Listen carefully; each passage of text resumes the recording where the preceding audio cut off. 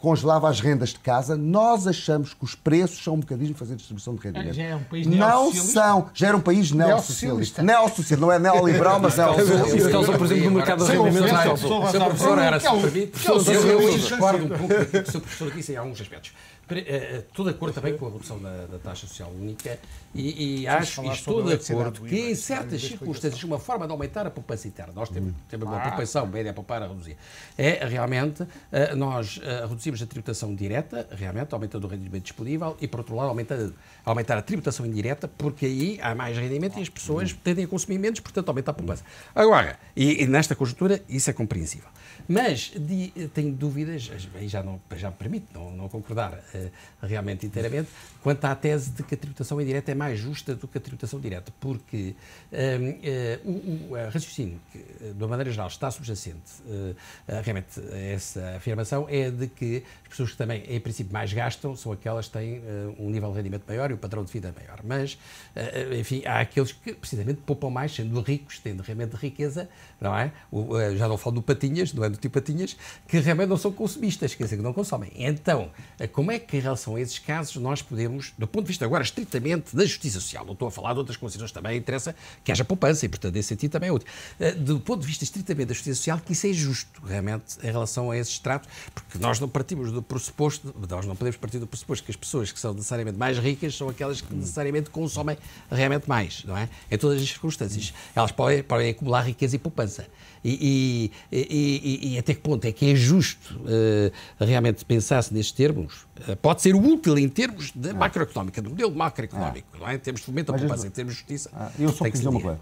Nós estamos quase a chegar ao fim. Há outras coisas, não vou dizer mais nada. Mas, professor, uma nota breve. Não, era só que eu me espanta as citações do Governo.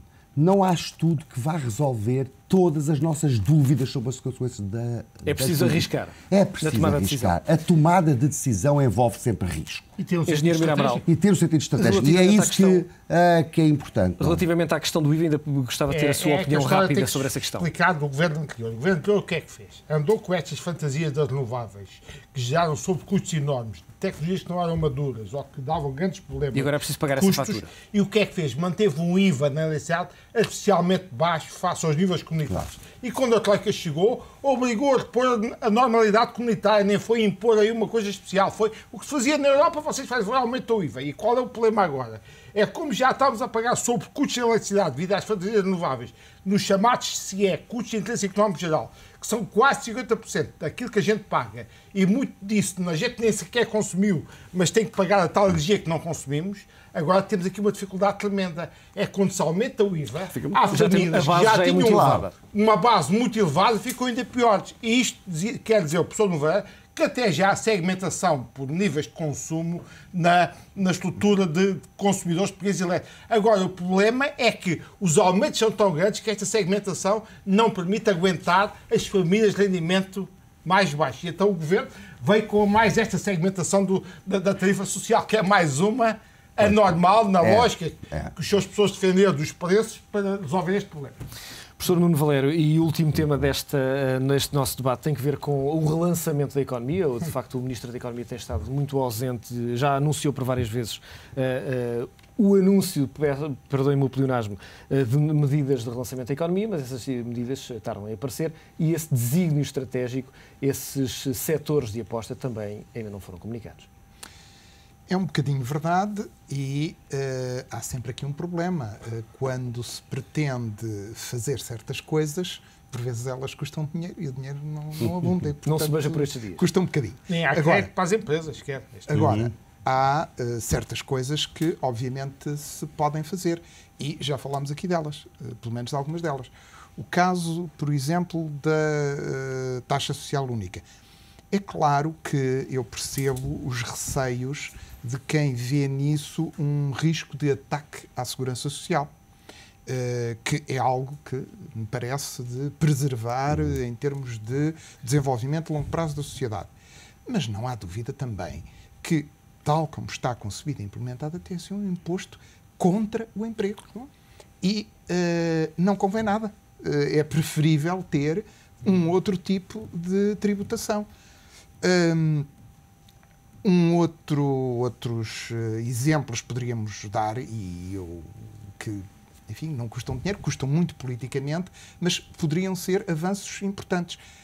A revisão da legislação laboral. Claro. Tem sido uma daquelas coisas em que me parece que o Governo tem dado passos pequeninos que custam politicamente imenso e cujo efeito é não aquele que poderia ser se os passos fossem um bocadinho maiores, talvez que a diferença de custo político não fosse brutal e o ganho é evidente. É evidente que estas coisas não dão sempre de bom resultado, porque estão muito dependentes, e temos que ter consciência que o nosso crescimento futuro está muito dependente do exterior e da procura exterior e do impulso. Nós restam-nos apenas 2 minutos. Mas, já agora, e só para concluir este raciocínio, não há dúvida que coisas como TSUs, plataformas logísticas, etc., podem avançar, são uma contribuição importante. Nos 2 minutos que nos restam, e professor, se me permite, porque abordou há pouco esta questão, eu passava para o professor Ferreira Machado para abordar esta questão exatamente do relançamento da economia. Num minuto, se conseguir. Eu digo exatamente o que o professor Nuno Valério disse. A revisão das leis laborais, o Governo não tem que se preocupar com custos políticos. Um Governo com maioria absoluta... Não, um Governo com maioria absoluta. Há 3 meses, se não pode suportar custos políticos, ele nunca vai poder suportar custos políticos. Eu não sou político, nunca fui governante, mas isto parece-me do mais cristalino bom senso. E é uma medida que não custa dinheiro, que tem um efeito de sinalização brutal, não tem as dificuldades de distinguir organismos justos. Eu não percebo porque é que se tem sido tão timorato numa área que é crítica nos memorandos que foram assinados, que são as revisões. Num minuto. Eu já fui Ministro do Trabalho e aprendi uma regra na legislação laboral. Se é para mexer, mexe a sério. Porque se mexe um pouquinho, o custo político é o mesmo, há sempre uma greve geral de intersindical e fica tudo na mesa. Portanto, ou nem se fala no assunto, ou se fala é para fazer a sério. Não vale a pena, isto é o tal caso de análise de custos-benefícios. Outra coisa que é muito importante dizer-vos é que, neste momento, o grande problema das empresas é a falta de liquidez. A banca não tem dinheiro para financiar. Eu acho que na Troika, do programa da Troika, faltou este pilar do financiamento das empresas. E, portanto, o que nós propomos na CIP é muito simples. É o Estado arranje dinheiro com a Troika para pagar as dívidas das empresas públicas à banca e esse volume de dinheiro haja um compromisso do Governo com a banca, os ingleses já fizeram isso, vocês vão receber este dinheiro de pagamento das dívidas das empresas públicas e este dinheiro é canalizado para o setor dos bens transacionáveis. Não é dizer qual é a empresa que é financiada. Não é isso, mas é dizer, este volume de recursos é canalizado para o setor dos... É isso que está a faltar, um subpilar no programa da Troika que resolve este problema dramático que as empresas têm, porque a banca não tem liquidez para as financiar. E, portanto, sem crédito não há crescimento da economia. Também deixemos de fazer isso. Engenheiro Mirabal, professor Ferreira Machado, professor Nuno Valério, professor António Rebelo de Sousa, foi um prazer contar com a vossa lúcida opinião nesta análise à implementação do acordo com a Troika. É o ponto final do Grandes Negócios, que regressa para a semana. Aproveite esta semana.